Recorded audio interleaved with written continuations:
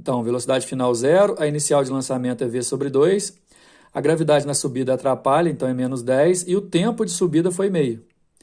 Então vai ficar aqui 0, v sobre 2 aqui dá 5, que eu passo para o outro lado 5 positivo, multiplicando cruzado, a velocidade de lançamento foi 10 metros por segundo. Resposta letra D. Olha aí o exercício número 2. Em uma competição de salto em distância, um atleta dá um salto com a velocidade inicial de módulo 10, essa velocidade aqui, né? Formando um ângulo θ com horizontal, tal que o seno é 0,3 e o cosseno 0,9.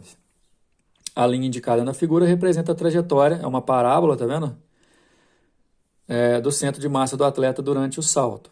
Ele vai ter um alcance horizontal, né, que na horizontal a gente usa movimento uniforme, o componente x da velocidade, e ele atinge uma altura máxima aqui em relação ao ponto do pulo dele, né, do centro de massa, que a gente pode analisar na vertical. Considerando a gravidade igual a 10, ele quer saber o alcance, mas vamos pular um pouquinho o exercício. Ó. A gente calcula o alcance assim, viu, gente? Ó. É a componente x vezes o tempo total. Então, fica claro, ó. Para calcular o alcance, eu preciso calcular a componente x. A componente x é v cosseno.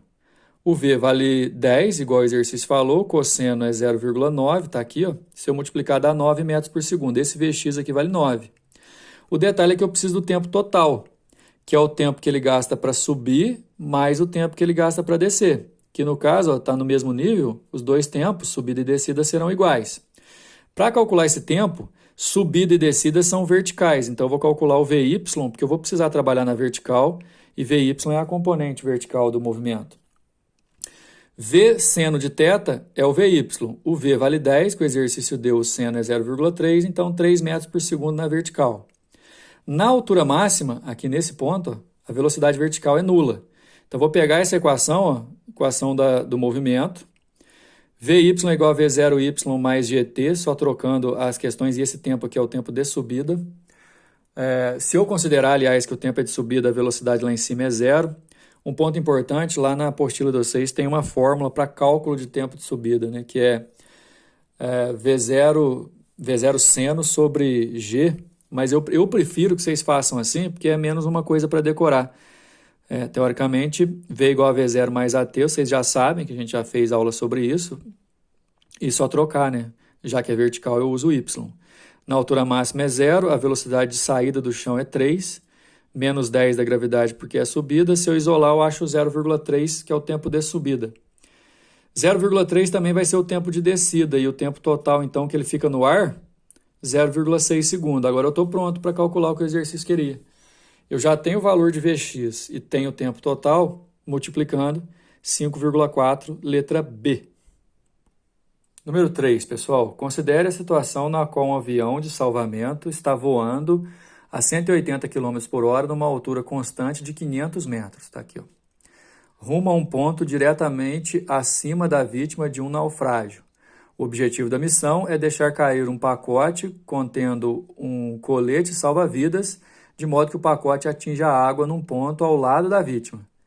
Bom, gente, vamos pensar, o avião está vindo da esquerda para a direita aqui, ele não pode chegar aqui exatamente em cima da vítima e soltar, porque qualquer coisa que ele soltar já vai ter sua velocidade, né, de 50 metros por segundo, que no caso são 180 km por hora já transformados, e aí vai ter essa velocidade de continuação. Então, quer dizer, ele tem que soltar um pouco antes, para enquanto o pacote que ele soltou cair e continuar na horizontal, atingir a vítima.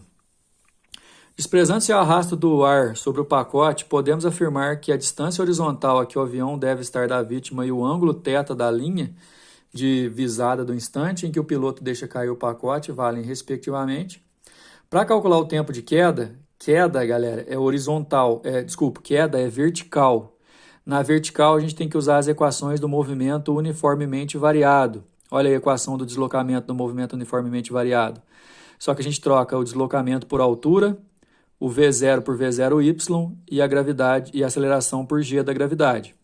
Repara que todos os dados a gente vai ter. Considerando que o pacote vai ser solto aqui do avião, ele vai ter, no momento em que ele é solto, velocidade só na horizontal. Então, a componente vertical dele, como se fosse na altura máxima, é 0. Então, eu tenho uma altura de 500 metros para cair, uma componente horizontal, uma componente vertical inicial 0, um tempo t, que eu ainda não sei, e uma gravidade ajudando, que vale 10. Aqui eu vou zerar esse termo, eu posso simplificar aqui, dá 5t ao quadrado. Para resolver esse tempo, então, 10 segundos que esse pacote vai gastar para cair.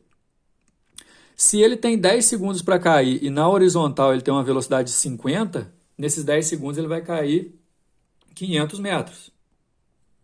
Né? Ele tem uma velocidade na horizontal de 50 vezes o tempo que ele gasta para cair de 10, então são 500 metros.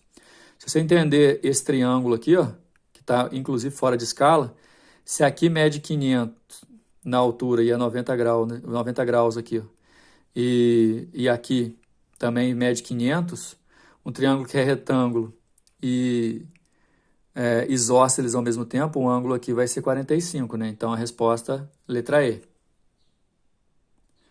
Número 4, galera, durante a Olimpíada de Inverno, realizada na Coreia do Sul, um momento se destacou.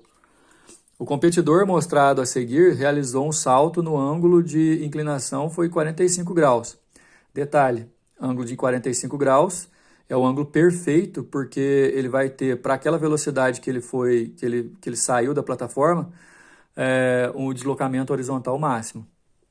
Supondo-se que a sua velocidade na manobra inicial tenha sido de 108, e 108, galera, vocês vão perceber que eu usei 30, 108 você divide por 3,6 dá 30 metros por segundo. Qual foi o alcance aproximado do salto em metros?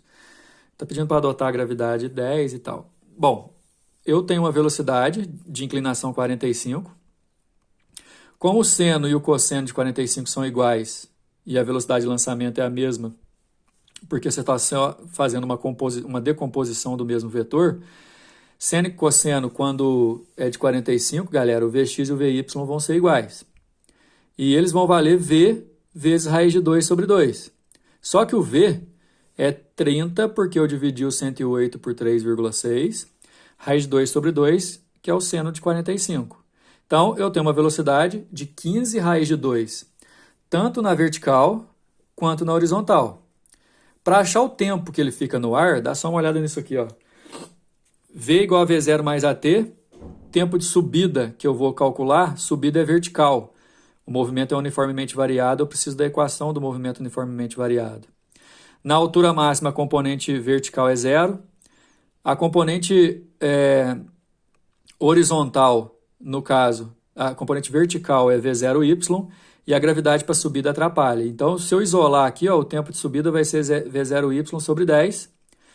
No caso, o V0y sobre 10, eu vou ter só a subida.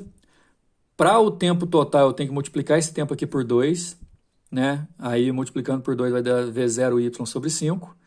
E V0y sobre 5 dá 3 raiz de 2. Então, esse tempo aqui, ó, é que o competidor ficou no ar.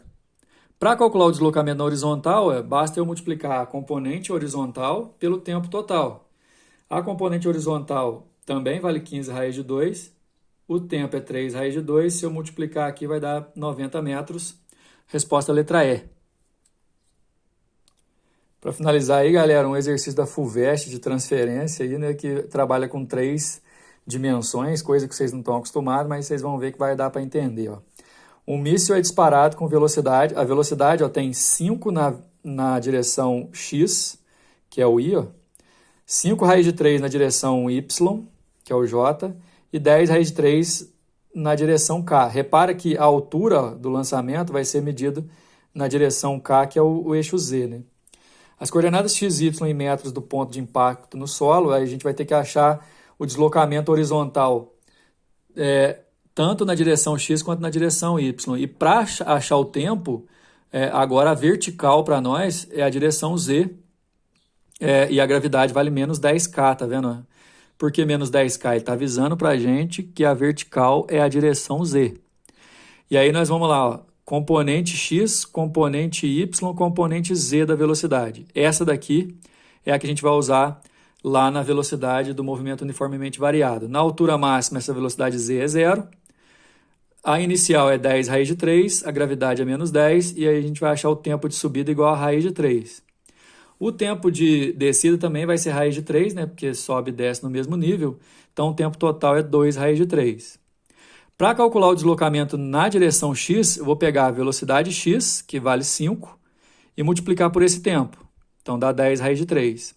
Para calcular o deslocamento na direção y, eu vou pegar a componente y, que vale 5 raiz de 3, e vou multiplicar por esse tempo 2 raiz de 3, que vai dar 30. Então, esse ponto aqui, ó, que é onde atinge, tem 10 raiz de 3 no x e 30 no y. As coordenadas estão aqui na letra B.